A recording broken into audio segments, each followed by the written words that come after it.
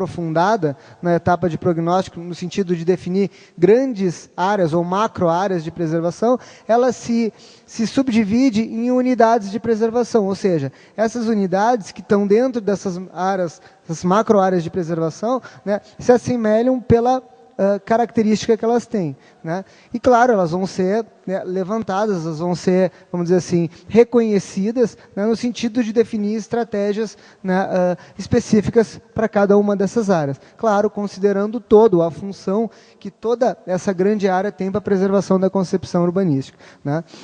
E, então, essas unidades de preservação, né, elas, a estratégia para definir isso, né, é o que foi comentado antes, ou seja, tem os instrumentos definidos pelo IFAM, pela portaria, né, no sentido de reconhecer esses atributos, né, e aí sim definir diretrizes para essas áreas. E não somente, né, as diretrizes do IFAM, mas também as cartas patrimoniais, que é o que norteia a preservação no âmbito mundial. Afinal de contas, Brasília é tombada como patrimônio da humanidade. Então, temos que seguir, né, as orientações das cartas patrimoniais, né. E, claro, na verdade, a gente tem essa leitura que é feita, ela é a partir do tecido urbano, dos espaços abertos e das edificações, né? Um pouco do que o Luiz apresentou agora há pouco, né? Então, como é feito isso? Isso é feito a partir de uma ficha, né, que a gente poderia chamar de uma ficha de inventário, onde se pode classificar ou reconhecer esses atributos em cada uma dessas categorias. Ou seja, relacionando a malha ou o traçado viário, como nós chamamos, né, o parcelamento do solo, né, como o solo é dividido, né, e a proporção entre cheios e vazios, ou seja, a proporção, né, de ocupação dessas áreas. Então é importante a gente reconhecer esses atributos, né, e no sentido de identificar, né, esses valores e aí sim especificar alguma diretriz de preservação. Com relação aos espaços abertos, o desenho, né, ou seja, a concepção do desenho de cada um desses espaços, né, o quanto eles comparecem, né, para a preservação, né, da concepção urbanística, assim como a vegetação e os caminhos, a pavimentação, que são, né, atributos a serem levantados, no sentido de também identificar se isso tem que ser preservado integralmente, parcialmente ou não tenha nenhum valor, né? E as edificações, obviamente, né, que também são marcos, né, que estruturam, né, vamos dizer assim, a preservação dentro, né, dessas subunidades. A gente poderia chamar assim, né? Ou seja, a volumetria, a forma dessas edificações, ou seja, a proporção delas, né, quanto elas comparecem para a configuração dessa imagem, a linguagem, ou seja, a relação entre cheios e vazios, as aberturas, né, o valor histórico que eventualmente alguma dessas edificações tenha, que é um patrimônio imaterial que também deve ser levantado, deve ser reconhecido, no sentido de, se não há um atributo físico, às vezes há um atributo imaterial, ou seja, algum acontecimento, algum elemento, né, histórico que torne, né, que agregue valor àquele objeto, né, e que se insira na memória coletiva. E os usos, obviamente, também, os usos também é um aspecto importante de ser levantado.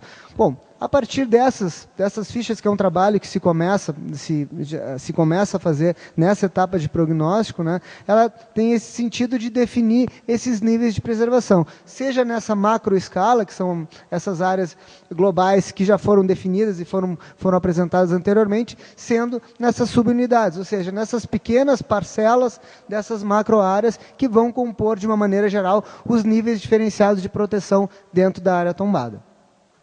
Obrigado. Eu vou passar a palavra agora ao mediador, o Marcos, para dar sequência no desenvolvimento da plenária.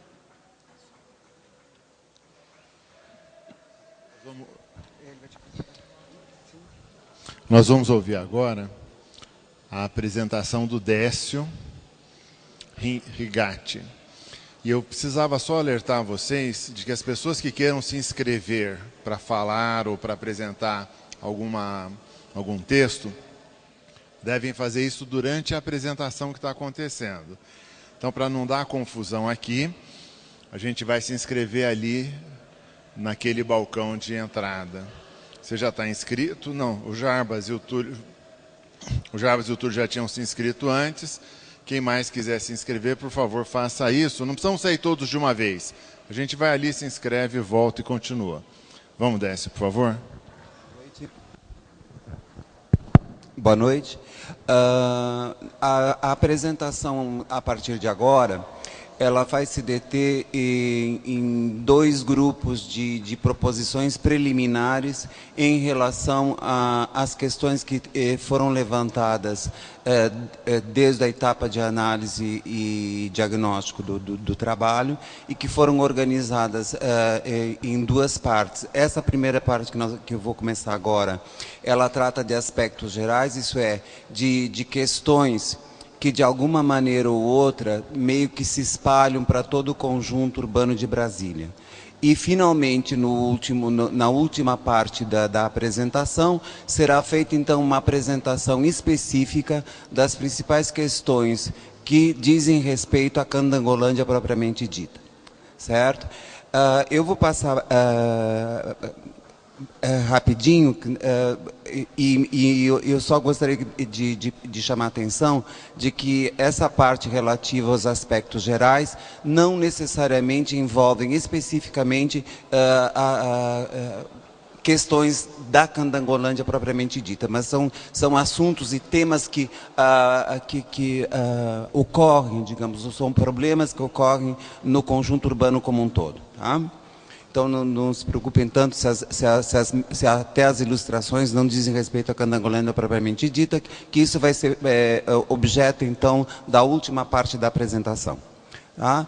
Um dos problemas que se constatou, que também é um problema meio que generalizado em relação ao conjunto urbano de Brasília, são problemas relacionados com mobilidade e acessibilidade. Né?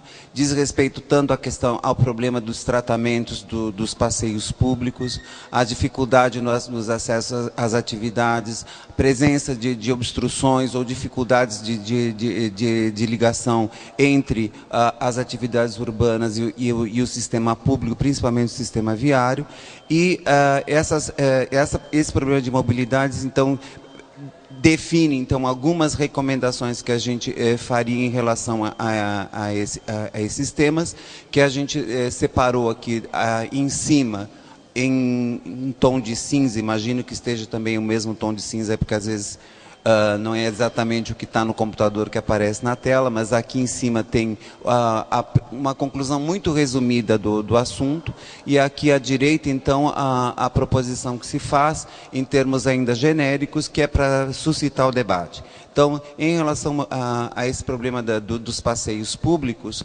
a gente teria, então, a proposição de que seja necessária uma requalificação dos espaços públicos e calçadas, associada à liberação de áreas públicas e ocupadas irregularmente, que também é um problema bastante amplo aqui em Brasília. Tá? Outro problema que compareceu em quase todas as discussões públicas que foram feitas até hoje, diz respeito ao problema do transporte público em Brasília. Mais especificamente, o que a gente escutou durante esse tempo todo do desenvolvimento do trabalho são as dificuldades ou os problemas de um transporte público que não gera muita satisfação por parte da população. Tá? Então, o que se constata, então, em relação ao transporte público, também de uma maneira muito rápida, sem nenhuma profundidade dada ao nível do debate, é a dificuldade de implantação de uma política integrada de transporte público, e o fundamental dessa política integrada de transporte público é que ela consiga viabilizar a transferência dos modos de deslocamento privado, isso é, feitos prioritariamente por automóvel particular, para os modos de transporte público colocados à disposição da população. Obviamente que para que isso ocorra, né, é necessário um incentivo grande ao transporte público, que ele seja eficiente, que tenha qualidade, que exista uma política integrada que permita a utilização de diversos modos de transporte, que sejam adequados às diferentes necessidades apresentadas pela população, que sejam também adequados ao impacto ambiental que esses sistemas de deslocamento implicam na qualidade de vida urbana, e também aos níveis de acessibilidade que são necessários para que a população consiga se deslocar das suas moradias para os locais de trabalho, para os locais onde tem prestação de serviços, de um modo fácil, simples e barato, e que não necessariamente seja feito por automóvel individual. O outro problema também que acontece de uma maneira bastante generalizada no plano piloto é a questão do comércio informal, com os famosos quiosques, né? Bom, não necessariamente eles são um problema em si, que eu acho que muitas vezes eles resolvem problemas de necessidade ou da falta de equipamentos complementares em muitas áreas da cidade que apresentam usos muito rigidamente uniformes. Mas, de qualquer maneira, algumas dessas infraestruturas têm se apresentado superdimensionadas do nosso ponto de vista e localizadas também em áreas impróprias. Se sugere, então, a necessidade de definição de um plano de ocupação para quiosques em toda a área tombada e o controle da aplicação de uma legislação vigente. Existe já uma legislação em vigor que define uma série de critérios